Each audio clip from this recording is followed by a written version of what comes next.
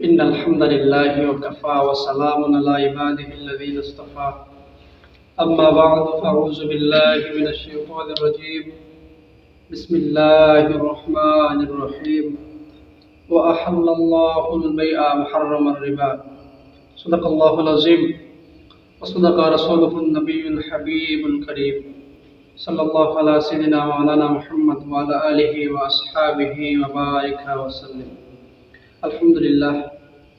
সম্মানিত আমার ফেসবুক কাছে এবং দূরের প্রিয় বন্ধুগণ, যারা আমার এই ভিডিওটি দেখবেন, আমি আল্লাহ রাব্বুল আলামিন কুরআনুল কারীমের একখান আয়াত তেলাওয়াত করেছি। আল্লাহ রাব্বুল আলামিন কুরআনে বলে দিয়েছেন, ওয়া হাল্লাল্লাহুল বাইআ ওয়া হাররামার রিবা।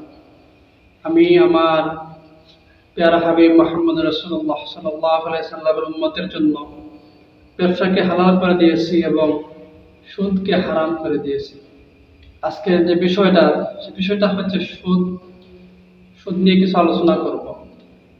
বর্তমান সময়ে আমাদের মধ্যে যারা ইমাম সাহেব আছেন, যারা আমরা ইমামতি করতেছি, বেশিরভাগ ক্ষেত্রে নামাজের কথা বললে বেনামাজের উপরে পড়ে যায়, সুদ করে কথা বললে সুদ করে উপরে পড়ে যায়, ঘুষখোরের কথা বললে ঘুষখোরের উপরে পড়ে যায়, জিনাখোরের কথা বললে জিনাখোরের উপরে পড়ে যায়।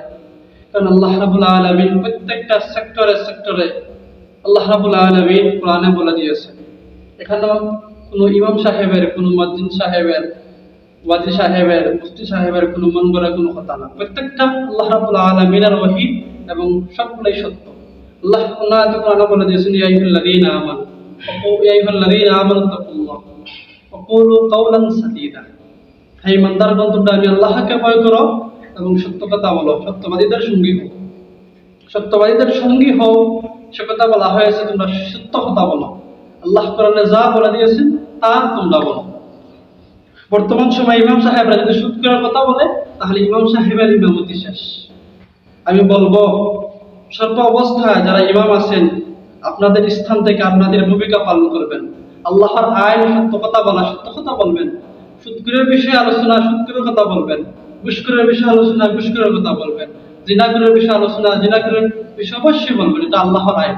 আর দুনিয়াতে একমাত্র আল্লাহকে ভয় করতে হবে, কোনো মানুষকে না, কোনো ব্যক্তিকে না, কোনো অন্য ধরনের কোনো মানুষকে ভয় করা যাবে না। কারণ আল্লাহ রাব্বুল আলামিন প্রত্যেকটা বান্দার রিজিকের ফয়সালাকারী। কারণ আল্লাহ কোরআনে বলে দিয়েছেন, ওমা মিন দাব্বাতিন ফিল আরদি ইল্লা আলাল্লাহি রিজকুহা। যে আল্লাহ প্রত্যেকটা বান্দার, শুধু মানুষ না, আল্লাহ কর্তৃক পিপিলিকার রিজিকের দায়িত্ব নিয়েছেন। প্রিয় হাজিরিন, আমার প্রিয় সম্মানিত ইমাম সাহেবগণ, আপনারা ইমামতির ভয়ে ইমামতি চলে যাবে, সেই ভয়ে আপনারা সত্য কথা কখনো গোপন রাখবেন না। আপনার ইমামতি চলে যাক, মসজিদ চলে যাক, কিন্তু রিজিক বন্ধ হবে না। রিজিকের ভয়ে আপনি সুদের বিষয়ে বলবেন না, তা হয় না, এটা আল্লাহর খিয়ানত হবে। আমি বলবো, প্রত্যেকের স্থান থেকে আপনারা প্রত্যেকে আওয়াজ তোলেন।